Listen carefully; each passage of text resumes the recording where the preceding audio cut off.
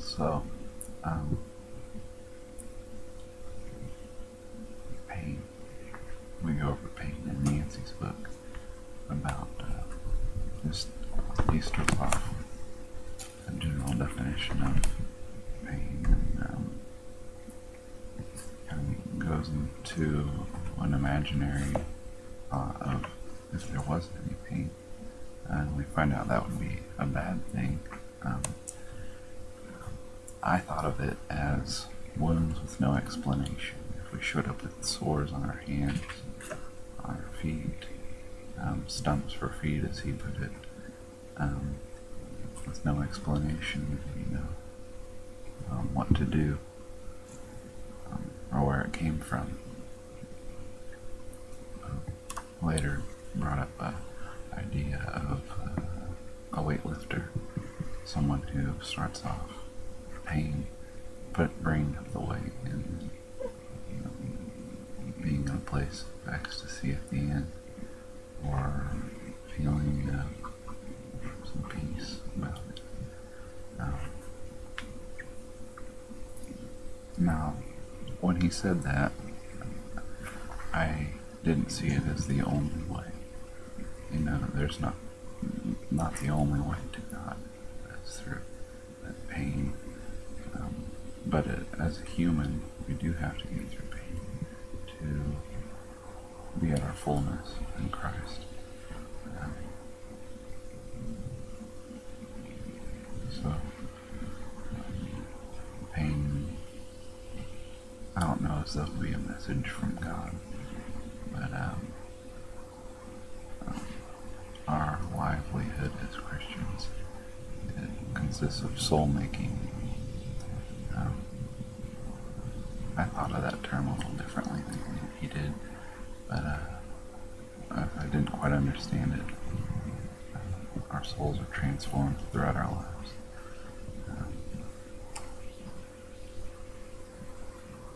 Who knows? But I do agree that pain is very heavily involved in that process. If it's done as a human, I guess. Then you brought up some examples of people in the Holocaust and being in different scenarios and wondering what they can do to cope with that. What kind of hope they could have through that. And it's easy to say, well, Jesus is your hope. He's the way that you look to in that regard. But the thing that got me that he said, Christ on the cross overcame the world. So he became human and he experienced pain, immeasurable pain, on the cross, and overcame sin for us. So I think that's where it led into Yancey's Theodicy, that Jesus overcame all that, overcame that sin, and I would say I would agree with most of that that he said. The soul-making thing, like I said, I had a question about that.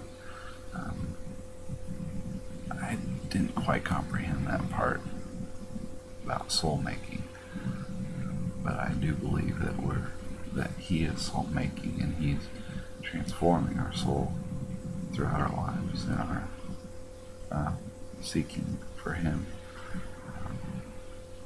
So an example, my theodicy. So I strongly agree with him in regard to the idea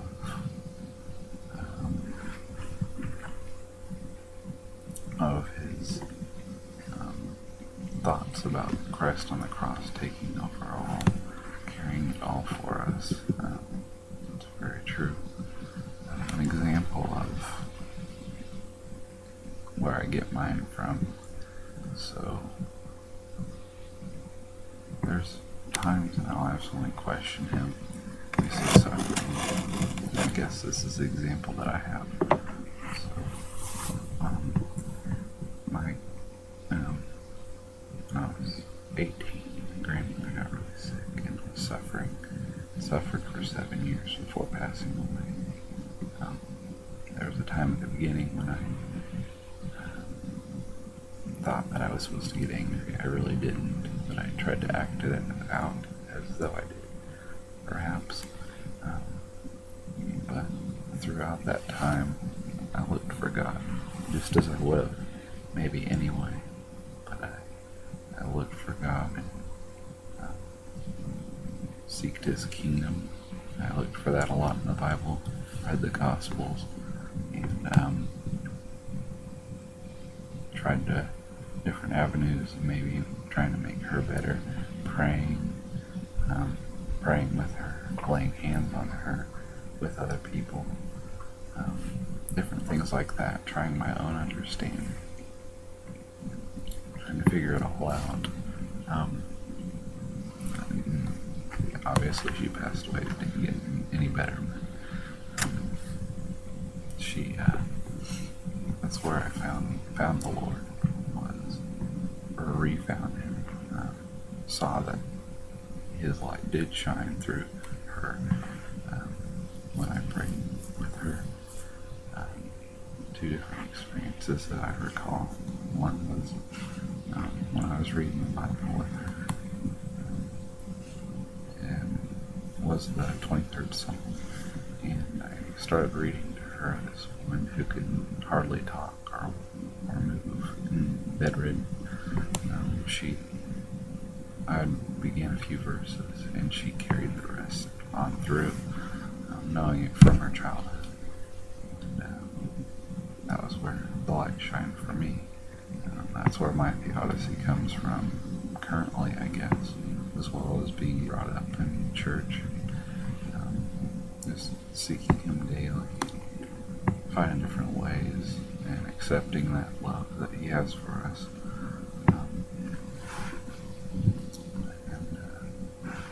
The question for the class that I would have about that, I've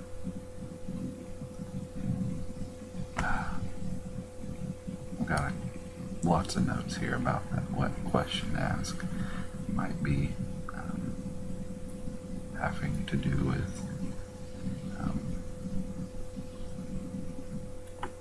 what is God showing you right now in your theodicy? Theodicy. The term makes me think of odyssey, such as a journey. And what is He showing you currently on your journey? And how is He revealing Himself to you?